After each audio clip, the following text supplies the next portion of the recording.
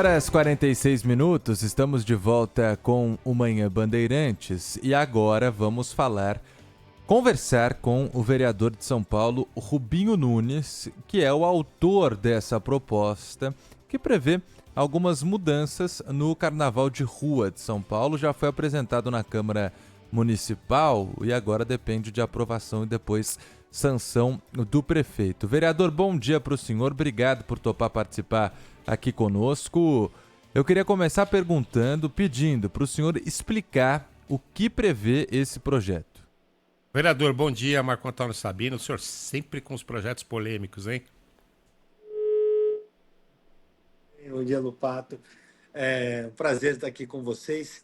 Pois é, não era para ser um projeto polêmico, me parece até bastante racional, o projeto bastante razoável. Qual que é a proposta? Esse ano nós temos aí cerca de 800 bloquinhos previstos para o Carnaval. A proposta visa devolver o protagonismo da escolha da realização ou não desses bloquinhos em determinado local para a população de São Paulo, para quem mora na cidade de São Paulo, e não para um burocrata da prefeitura que muitas vezes nem conhece a cidade, nem tem vínculos com a cidade, não conhece a dinâmica daquele bairro. Não dá para a gente imaginar que cerca de 800 bloquinhos atendam a demanda da população. O que o projeto busca em si? O projeto busca que, até 60 dias antes da realização dos bloquinhos, a prefeitura, junto das subprefeituras, dos conselhos, realizem uma votação com os moradores daquela região e das ruas adjacentes que serão impactadas pelo bloquinho, para que aprovem ou não a realização daquele bloquinho. Havendo 50% mais um dos votos favoráveis, será realizado o bloquinho. Em caso negativo, não se realiza um bloquinho. A gente precisa prestigiar as pessoas que residem em São Paulo, que moram em São Paulo, que carregam a nossa cidade nas costas, que sofrem com a falta de segurança, que sofrem com o trânsito da cidade, que pagam altíssimas cargas tributárias, impostos elevados na nossa cidade, e que muitas vezes não conseguem aproveitar um carnaval, descansar, por conta da desordem criada por esses bloquinhos. Volto a dizer, se a população daquela região quiser, o bloco vai acontecer, se não, fica proibido. Vereador, o senhor deve ter conversado com muitas pessoas que vivem nas regiões onde os bloquinhos costumam acontecer e percebeu isso? É uma reclamação da população dessas regiões? É um incômodo para eles a realização desses bloquinhos? O que o senhor tem, por exemplo, das regiões que mais se posicionam contra a realização? É a região de Pinheiros, por exemplo, que mais reclama? Eu tenho muita reclamação na região de Pinheiros, inclusive onde eu moro. Tenho reclamações excessivas, assim, em uma quantidade fora do comum na região da Vila Madalena, que tem muito bloquinho. Pessoal da região central, eu já experimentei na porta da minha casa, quando morava aqui na Major Quedinho, verificando bloquinhos acontecendo nas adjacências que perturbavam completamente a região. E fora isso, eu recebo de diversos locais da cidade reclamações sobre o barulho, sobre a sujeira, a falta de segurança e prejuízos na mobilidade das pessoas. Associações de moradores, os conselhos de segurança procuraram o meu mandato, procuram o meu gabinete para justamente trazer essas demandas e buscar soluções. Nenhum deles vem e diz: não quero que realize o bloquinho em São Paulo.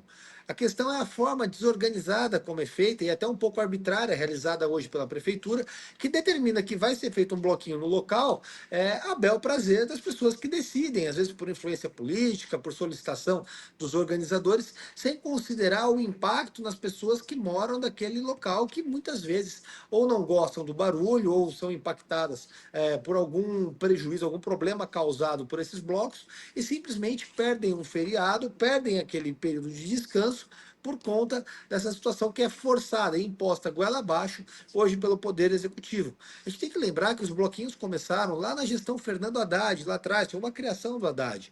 Ganharam incentivo e se tornaram algo muito grande na cidade de São Paulo, que saiu completamente do controle, se tornou hoje uma mercadoria, existe o turismo, existe o recurso que está envolvido nisso, mas a gente não pode nunca esquecer que a gente governa São Paulo para as pessoas que moram em São Paulo. E a gente precisa atender essas pessoas e respeitar os moradores da nossa cidade como pessoas que carregam a cidade nas costas. E essa votação, essa autorização aconteceria nas subprefeituras? Quer dizer, as pessoas teriam que ter a iniciativa de ir à subprefeitura e se posicionar, é isso? Mais ou menos. As subprefeituras ficariam responsáveis pela organização da eleição, tal qual é eleito, por exemplo, um conselho participativo.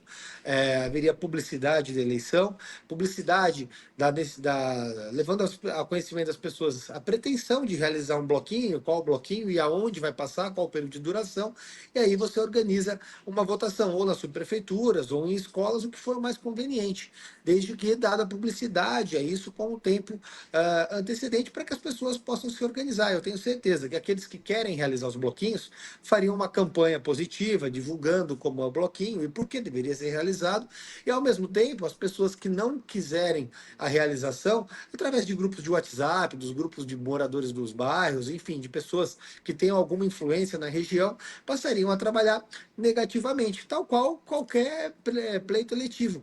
Né? A proposta visa justamente o quê? Devolver o protagonismo para a população e, ao mesmo tempo, favorecer a democracia.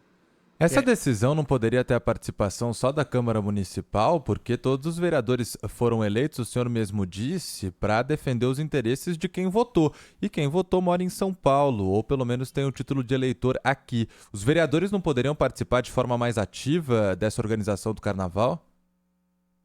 Sabe que eu concordo totalmente com você e eu acho que a Câmara padece nesse sentido, a participação dos vereadores de maneira ativa, com relação ao Carnaval. Mas qual é o problema?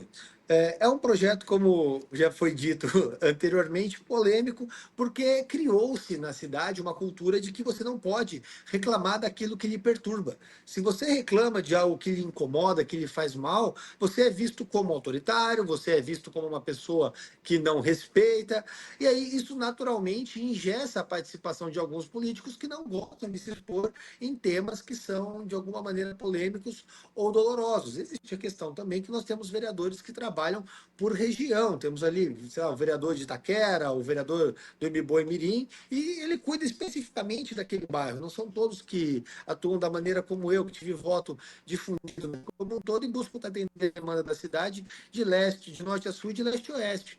Então, eu penso que a participação das pessoas nesse tema, que é especificamente direcionado não ao bairro, mas à rua, seria necessário que eles tivessem uma participação ativa para que as pessoas se envolvessem nos problemas da comunidade e desenvolvessem esse senso de comunidade naquela região para aceitar ou não o bloquinho. Inclusive, eu vejo esse projeto como uma porta de entrada para ampliar a participação popular em questões referentes aos bairros, porque nós temos hoje ampliado na cidade problemas com relação à segurança, problemas com relação ao urbanismo, à mobilidade urbana, onde a participação das pessoas se faz essencial para que a gente possa atender de uma maneira mais efetiva, mais eficaz, o que cada cidadão anseia.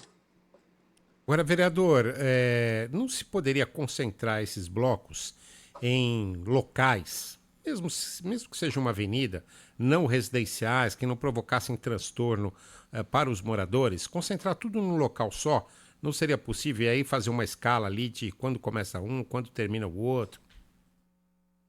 Seria perfeitamente possível e me parece, inclusive, um cenário ideal, um cenário mais adequado. Só que eu não consigo regulamentar isso por uma proposta. Isso seria a continuidade, a alternativa dada à vedação imposta pelos moradores, justamente por não querer o bloquinho naquela região.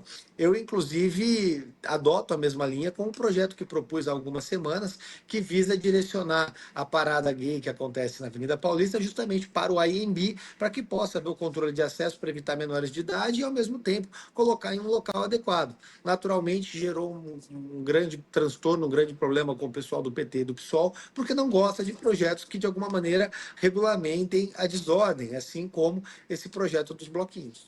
Agora, onde o senhor acha que poderia ter bloquinho sem ninguém reclamar, todo mundo achando legal? O melhor lugar, naturalmente, seria o AMB, mas ali naquela região a gente já sabe que está acontecendo o carnaval, não daria para acontecer. Mas como proposto, grandes avenidas causaria algum transtorno de mobilidade? Sim, mas poderiam ser realizados sem um grande impacto para a população. A questão é que a gente tem, por exemplo, blocos que acontecem ali na região do Ibirapuera. Já são mais direcionados à avenida e menos ao bairro, por mais que tenha um impacto nas pessoas que residem nas adjacências. Agora a gente vai para Vila Madalena ou para Pinheiros, por exemplo, nós temos blocos que acontecem em ruas residenciais, é na porta da casa do sujeito. O cara às vezes está querendo assistir um filme, descansar durante o feriado, fazer um churrasco com amigos, ele não consegue, porque na porta da casa dele está acontecendo um bloco com milhares de pessoas em um espaço que não comporta, inclusive, aquela aglomeração. E no Autódromo de Interlagos, por exemplo, daria para ter bloquinho? Olha, eu acho que seria uma brilhante alternativa ao Autódromo de Interlagos, é uma grande sugestão, inclusive.